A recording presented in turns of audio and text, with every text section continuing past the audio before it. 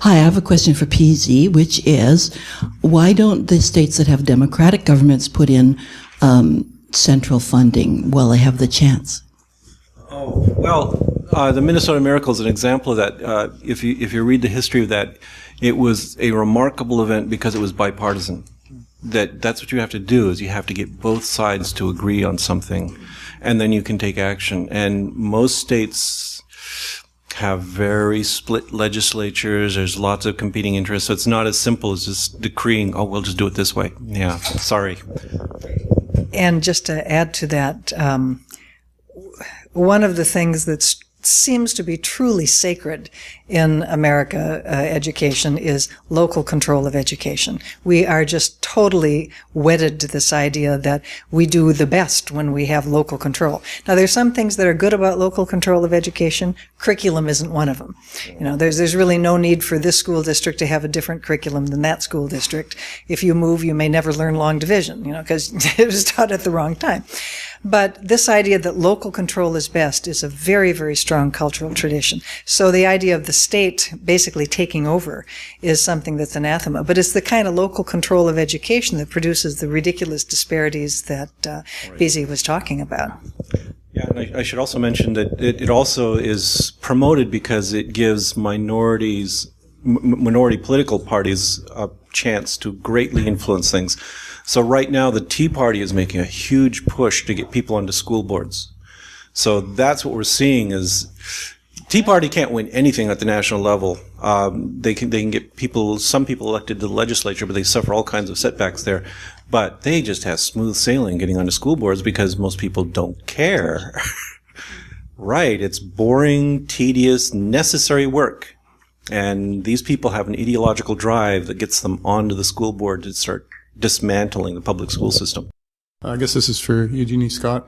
I noticed that a lot of these current endeavors have linked climate change as one of their things.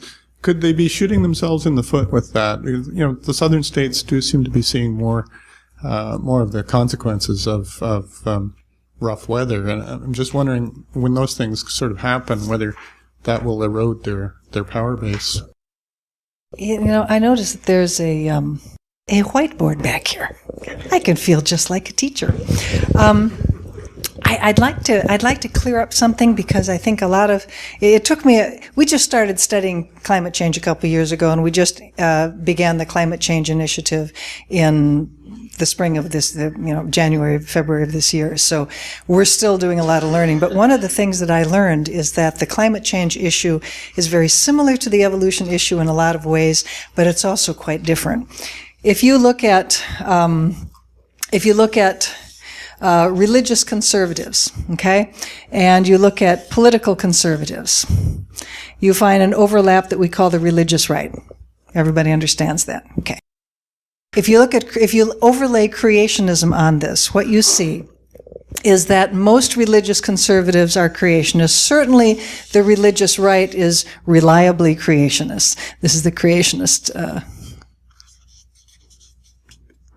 Can't walk and chew gum at the same time, can't write and talk at the same time. The religious right is reliably creationist. Most religious conservatives, but not all. We have evangelicals who accept evolution. They are our best ambassadors to the rest of them. And obviously, political conservatism is not tied to creationism. Let's rewrite this same religious conservatism, political conservatism block with a religious right in between, and let's overlay climate change denial on top of that. When we do that, we find the religious right is reliably anti-climate change. But most of the anti-climate change comes from political and economic conservatism. The similarity between anti-creationism and climate science denial is similar in that it's an ideological view that causes people to close their eyes and stick their fingers in their ears regarding the science. It's a rejection of science based on ideology, but the ideologies are largely different. For creationism, the ideology is religious. For climate change, the ideology is largely political and economic. So it's the libertarians, and it's the anti-big government people who look at climate change as a liberal plot to try to increase big government. Whatever. and reject the science as a result of the ideological view. Libertarians reject it because they believe it's an attack on free enterprise, because you're telling the big carbon producers that they have to limit their activities, and so this is anti-free enterprise, anti-capitalism, and so the libertarians reject climate change as well. It's still an ideological view that is affecting how one views science. Libertarians don't like me saying this, but that's the way it works. So when Republican, if you find a Republican who rejects evolution, it's probably because he's also a religious conservative. If you find a religious conservative, a fundamentalist who rejects climate change, it's probably because he's also a political conservative. There's a tiny little bit of fundamentalist ideology that directly motivates climate science denial, but it tends to be a small portion of the very large number of people who reject climate change. They're rejecting it for providential reasons. God's providence would never allow anything bad to happen to the earth, and so forth. So the two issues are really rather different. That was a little bit longer answer than probably I should have given, but I think it's a useful thing for people to appreciate.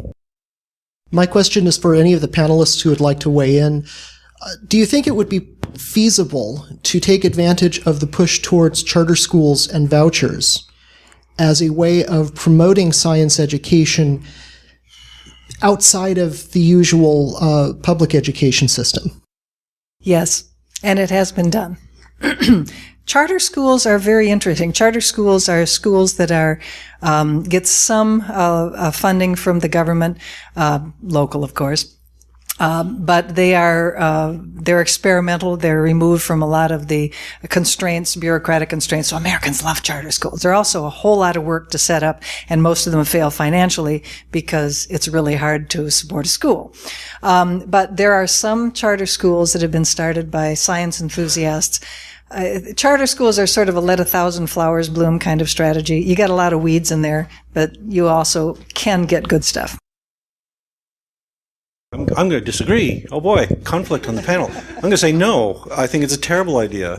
Even though, yeah, you can find individual charter schools that are really good. It's like you can find individual homeschoolers who are really good.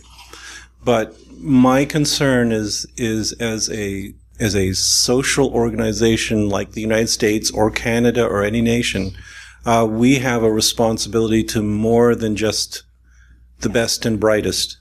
And that's the problem with these sorts of systems, is you set up multiple tiers of opportunity, and that denies people who have the ability, the opportunity to go.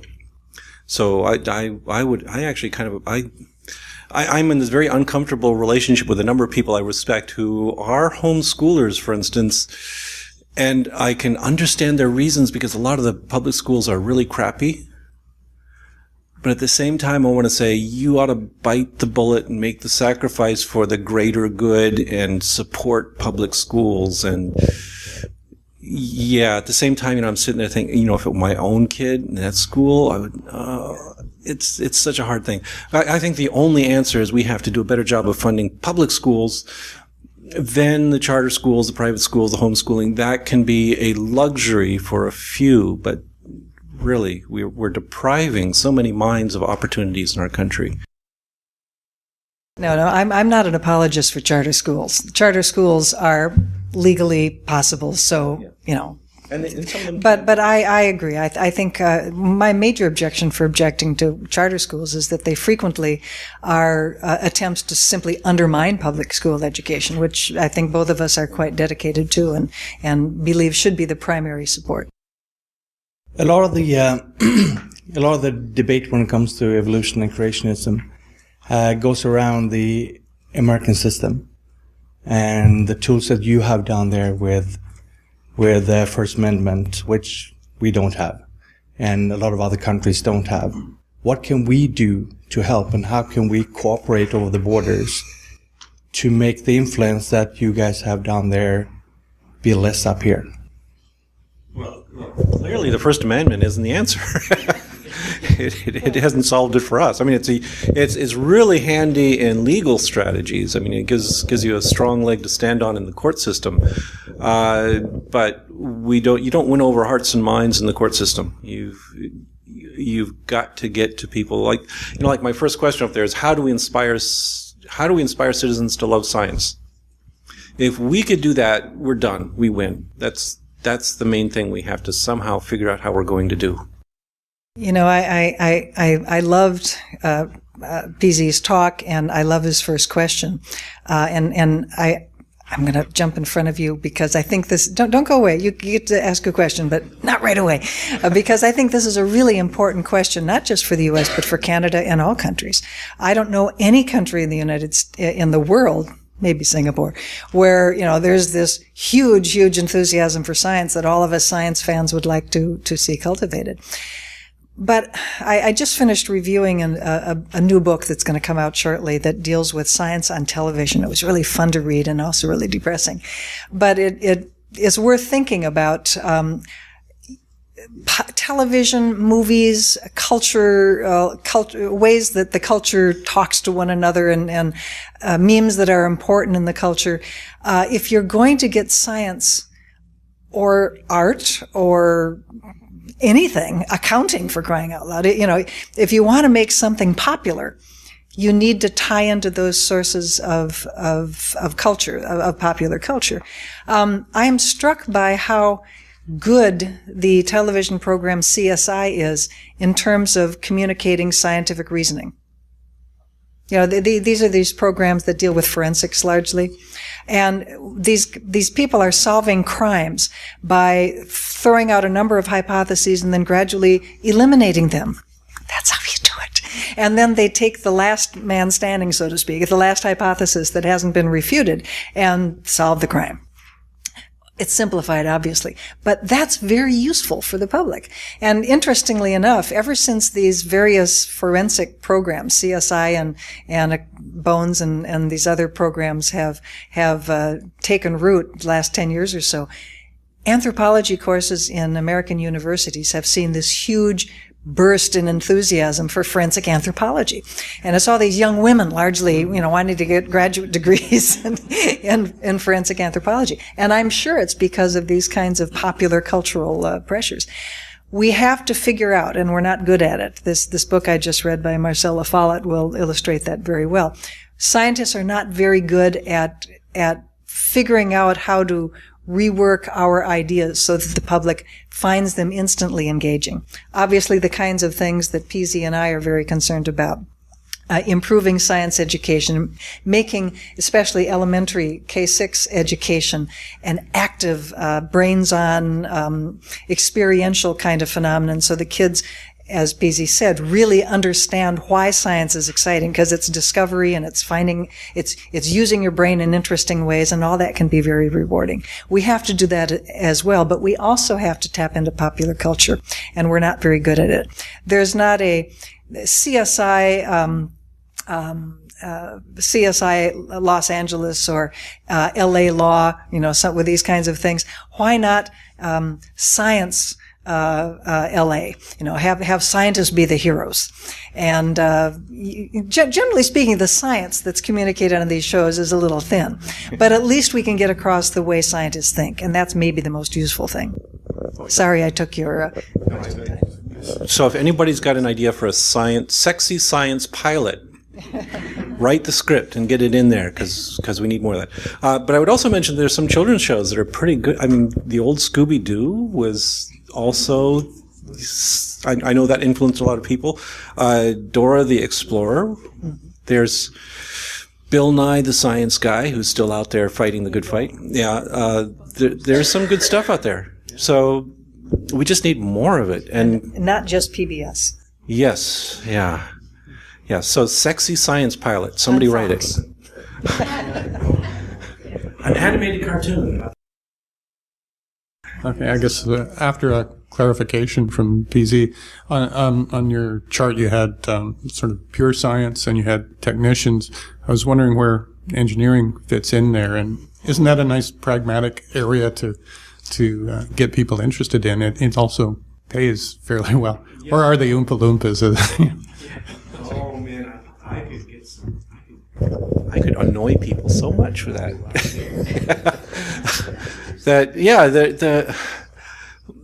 There's not a hard and fast dividing line. And I know doctors who do real biological research, and I know doctors who follow cookbook recipes in order to help people get better.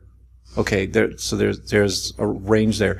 And I think it's the same with engineers, that there are creative engineers who come up with new solutions, and there are engineers who implement the stuff from the textbooks and make bridges that don't fall down. And I'm not trying to disparage these careers in any way. They have a role. But there is a distinct difference between science and engineering and medicine. And we don't appreciate that enough. Well, you're darn right I have an opinion. It's one of the main problems we face is that the general public doesn't know the difference between science and technology. And science is often sold as the marvels of technology. We need to invest in science so that we have better iPads and better cell phones and all that sort of thing. And that's just crap. That's not what science is all about. Particularly as I gave you my broad definition of science, it's a way of knowing. Well, building a better iPad is not a way of knowing. And with all due respect to the Watsons, who I hope aren't here anymore, engineering is not a way of knowing. It's a way of doing. It's a way of applying scientific knowledge. And until the general public understands that, oh, Johnny and Mary, you're really interested in science, you should be a doctor. No, doctors are not scientists. Doctors do not discover new knowledge. Doctors do not, as a general rule, look for new universal truths and stuff like that. So science as a way of knowing, which, remember, as far as I'm concerned, applies to historians and anthropologists and whatever, okay, are different than technologies. And we should not. The United States has this massive program in place to improve science education, and it's all based on the idea that this will make the United States #1 in technology again. Yeah. Okay, so it's all based not on science, but on technology. And the acronym STEM. Yeah. Science, great. Technology, engineering, mathematics. The technology engineering is not a way to promote interest in science. Yes. It's a way to promote interest in applying science. Okay, so I really think that this is a serious, serious problem where the general public needs to understand the difference between trying to acquire new knowledge and making use of knowledge to improve the human condition. Until we make that distinction, it's going to be really, really hard to get people interested in science. We need to reach the point at which parents say to their son or daughter, oh, you're interested in science, you should be a scientist. Not, you should be an engineer, you should be a technician, you should be a doctor. You should be a scientist and make a career out of this. I've got some problems with that because I'm very aware of the difference between applied science and science, but I don't think that it's quite as crisp and bright as you do, Larry. If you're going... And I also think that technology can be the gateway drug to science. I mean, technology can interest people in science. And that's, oh yeah, in medicine. And so a lot of people get interested in, I think people get interested in science mostly through natural history. They like bugs and spiders, or they like watching stars or something as kids, and that pulls them in.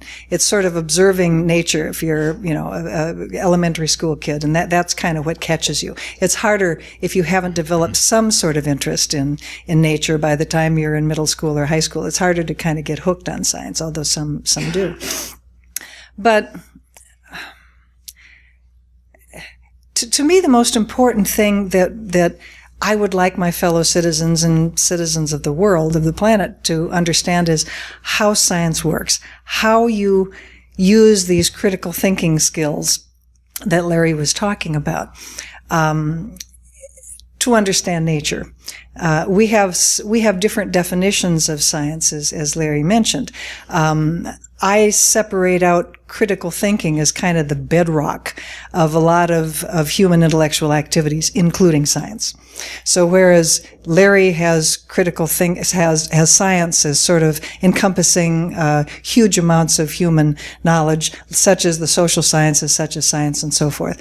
I have critical thinking as that bedrock, which inspires and informs science and history and literature and theology and lots of other human intellectual endeavors. But science itself is a way of knowing about the natural world. Now, where technology comes in, it is, in fact, applied science. But you have to understand how scientists think. You have to understand scientific reasoning and this idea of testing and rejecting the explanations that don't work, tentatively retaining the explanations that do work, rinse and repeat. And this is what engineers do. This is what good physicians do if they're not, following recipes. It's an applied critical thinking kind of phenomenon, which is very parallel to science. Now, maybe people who are physicians and engineers are not publishing articles and making new discoveries about nature, but I don't think that disqualifies them from being considered scientists. I think if they think like scientists and they apply scientific reasoning in the way that PZ was describing and which I tried to describe a moment ago, then I think that qualifies as science. That said, there's an awful lot of applied scientists out there, and I would also include people in applied agriculture and horticulture and things like that. It's also the biological sciences, natural sciences. There are a lot of people out there in engineering and medicine and agronomy who don't behave who don't apply scientific reasoning very well. But there are also research scientists who do a crappy job. So, I wouldn't just apply the term science to the one and ignore it for the other. It depends on how they behave, shall we say. Yeah. Can I just give one other little data point here is sort of in between these two positions is I recently got a major grant award for science education, and this involved meetings in Washington, D.C. with representatives from HHMI, NSF, and NIH, and they sort of agree with Larry, I'm afraid. So it's not everybody that's opposing you, Larry. Here I've got this grant where I'm trying to develop metrics for whether we succeed in our goals and whether they will renew us. Of course, that's the important thing. And we asked them specifically, okay, we're training these students in college. They're going to go on to graduate school, medical school, dental school, veterinary school, all these things. Which of those count? Which of those make you feel like we've achieved our goal of getting people into the science pipeline? And they were quite explicit that no, medical school does not count, neither does veterinary school, neither do engineering schools, that what they specifically want to see is an increase in involvement in graduate programs where they are learning new science, and they want us to be doing more real science in undergraduate. Yeah. So there's a distinction that's being made, and it's being made at a fairly high level now. That's a funding distinction. It's yes. That may not be a definitional distinction. Right, but funding, it's an operationally important. It's operationally important to increase the number of research scientists. Everybody can't fight about that.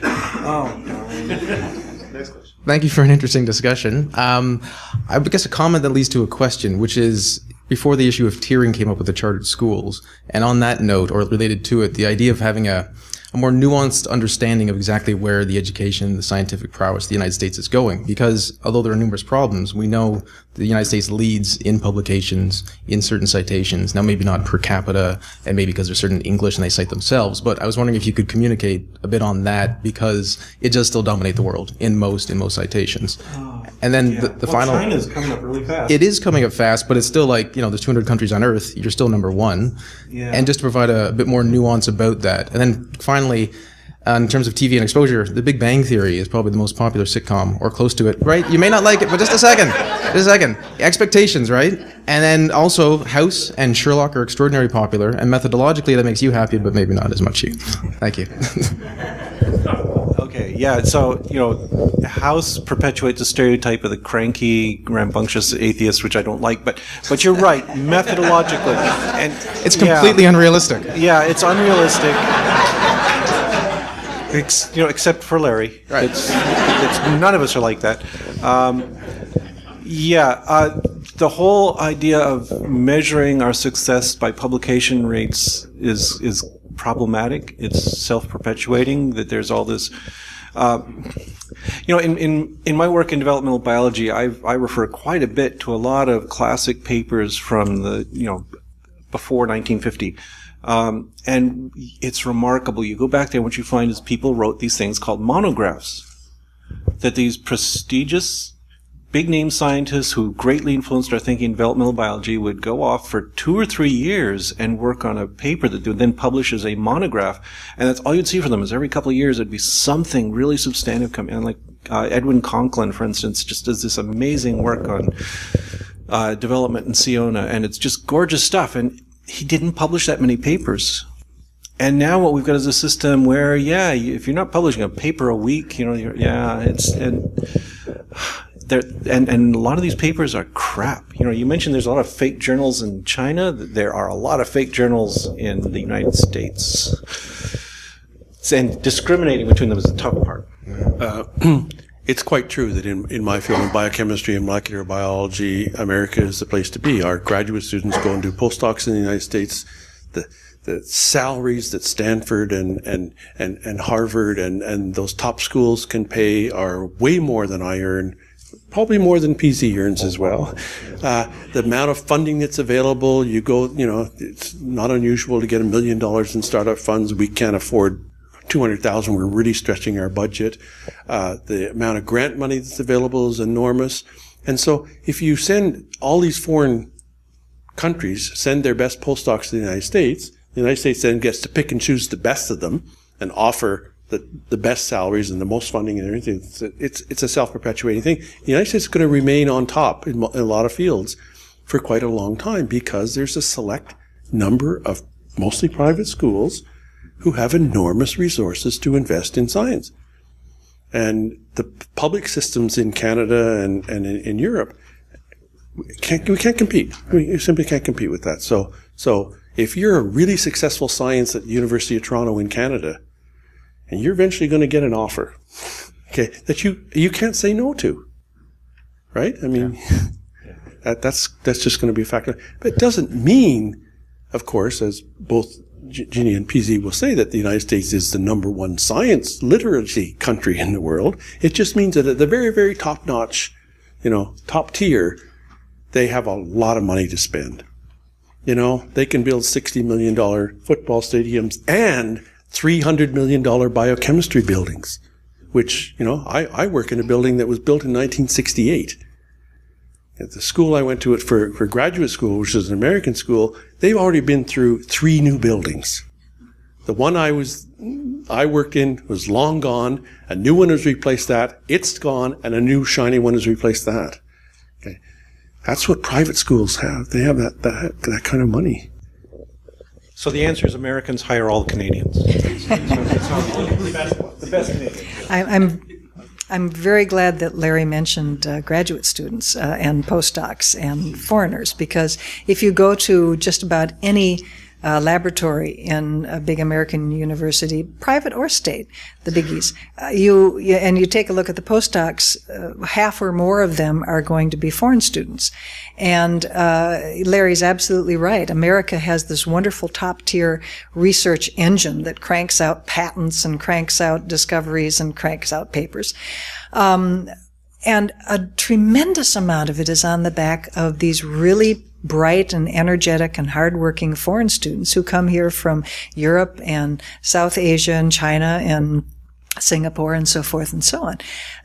The problem with that for America, for the United States, is that that's great and that benefits us hugely, but things are getting a whole lot better in India. things are getting a whole lot better for research in China.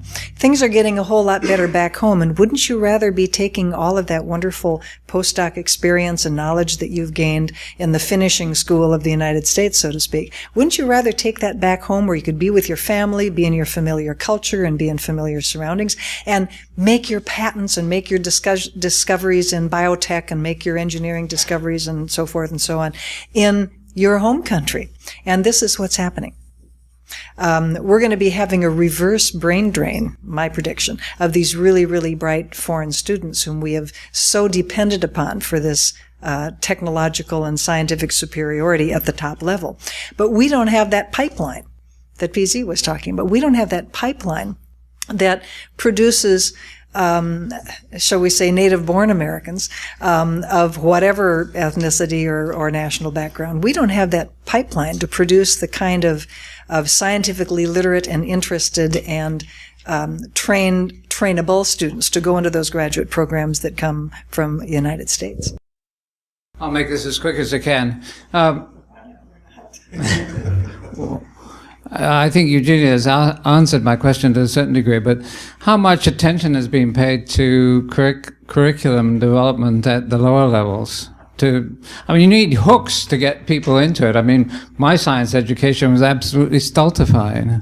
And I just wonder how much curriculum development there has been around early scientific development. K6 is really the black hole of science education. Most of the teachers who go into K6 go into it because they're interested in literature, social studies, or math. Some go into K6 education because they like science, but we need more of them. But you talked about curriculum. The hierarchy of education is you have state science education standards that set out in a very general way. Here's the kind of stuff you should be teaching in various disciplines: history, literature, science. But then the general guidelines are taken to the local district. It's the local district that determines curriculum. And again, local control of education means that you have this incredible patchwork of things that are taught sometimes in adjacent districts. They'll have quite different curricula. But that said, there are signs of encouragement on the horizon but again, remember how big the United States is. There are something like 15,000 separate school districts. That's a lot. And so because it's such a huge cultural institution, like any battleship, it's going to turn very, very slowly. Probably 20 or maybe even 30 years ago, efforts were made largely by physicists, but secondarily by biologists, to try to instill inquiry learning, the kind of hands-on experiential science education, rather than what we're doing, which is lecturing, which is the dumbest way to transmit information. But to try to transmit these more experiential education approaches at K-12, at K-6, middle school, and high school as well. Gradually, this has seeped into the textbooks, but it still needs more seepage, so to speak. You need to retrain teachers to do this, which means the university education people have to be thinking about this. Most university science classes are still taught in the lecture format, so do as I say, not as I do. We can't really expect teachers to apply this new method of thinking and reasoning unless they're being modeled that sort of teaching approach by their university professors. So I always come up and kick the university professors when I talk about this. But it's been very slow, but I'm very encouraged when I go to science teacher conferences and I talk to teachers, because a lot of them, of course, the ones who go to the conferences are, the most professionally motivated and the most, the cream. But there's an awful lot of effort to try to show students how to think like a scientist, depth over breadth. But of course, this is being thwarted by other pressures. Like I say, this battleship is hard. It's very slow to steer and very hard to turn. Other pressures, like these damn state exams that are promoted by the No Child Left Untested education law that we passed in the early 2000s, those are requiring, breadth over depth. And so it's very difficult for teachers to find that balance because they're being held accountable on one hand for some very difficult performance objectives for kids. But on the other hand, they know the kids really need to have this more in-depth approach to learning how science works, rather than just memorizing a bunch of things that you can fill out in a bubble test. I want to emphasize one point that was just made, that there are multiple ways to solve this problem. Okay? But one of the things that I think I can do is change the way university courses are taught. They're absolutely horrible. University, we have captured a bunch of intelligent people for 4 years, and when we graduate them, they're usually not any more scientifically literate than when they started. And that's because we still, unfortunately, do this, lecture, didactic. The students in our biochemistry courses in my own department have to memorize the enzymes, the glycolytic cycle, and stupid trash like that no expert in pedagogy says is valuable or useful. But I cannot convince my colleagues to change their mind. And so we are, PZ and I, we are a good part of the problem. The time when we should be really turning out potential teachers and lawyers and politicians who are educated in science. We could actually, they could graduate from grade 12 and not have learned a lot of science, but we have a chance to fix that, and we're not doing it.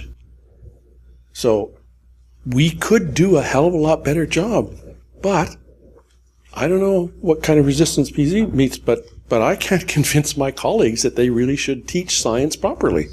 Yeah, well, there's different perspectives on this too, and I kind of agree. But I'm at a small university, and we can be fairly nimble about these sort of things. And there's a lot of enthusiasm for new teaching methods, so we do try that. But here's the thing that really holds us back, and that is the public school system.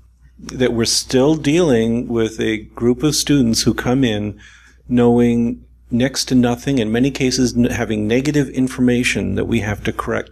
And while we can be enthusiastic and try these novel techniques in our upper level courses where we can actually get into questions and get students to respond because we finally broken through their ignorance barriers, in our introductory courses that it often falls flat because you've got a mix of students, some of whom don't understand basic algebra. Try teaching a little introductory population genetics to students who don't know algebra. It's agony. And it often means that you have to stop the flow of the class and address really basic problems in order to get them to the point where they actually understand what kinds of questions you're asking. It's a difficult situation. So we have to improve it at all levels, and then there'll be magical synergy, and we'll all do marvelous jobs, right? Right. But you can grab us afterwards. As far as science, literally. Sure, me, I can do that. Can we choose?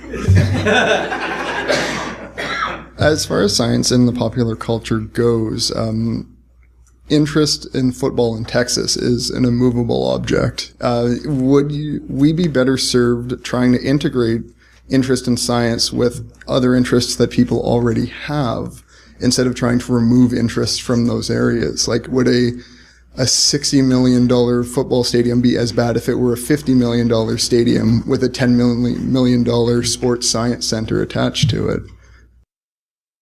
We could take advantage of this. We could have all kinds of interesting lesson plans about gelatinous objects and bony crania and what happens when they bounce off of things.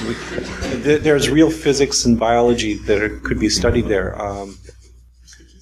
And statistics. Oh yes, epidemiology of traumatic brain injury and football. Yeah, there's lots of things we could do with this. But yeah, it's a problem. It's the same problem we have in religion, though. That here's something that's immovably standing in the way of science, but that people really, really love and are attached to. And it's really hard to go in there and say, well, Texans, no more football for you because we got priorities. Just like it's really impossible to go to an American and say, well, no religion for you because we've got other things we'd rather you do. And I don't know what to do about that. Well, you reach people where they are. And so if a kid is just really nuts about football, if a kid is nuts about baseball, one thing that baseball just overdoses on is statistics. And, maybe you can help that student understand, no, just because so-and-so, the batter gets on base 1 in 4 times, the fact that he struck out 3 times doesn't mean the next time he's going to get on base. You might be able to help that kid understand a little bit more about statistics using something he's interested in. Get him hooked on Stephen Jay Gould. That's easy. Yeah, for a baseball fan, that would a fellow traveler, so to speak. And there's lots of physics involved in sports. That might be a way of interesting some kids. Sarah Mayhew is here. She's interested in art. Well, she got interested in science because there are reflections of science in art that you can see. There's a lot. You reach people where they are. That would be what I would suggest. Well, thank you to everybody for all your questions and your participation, and thanks to our speakers.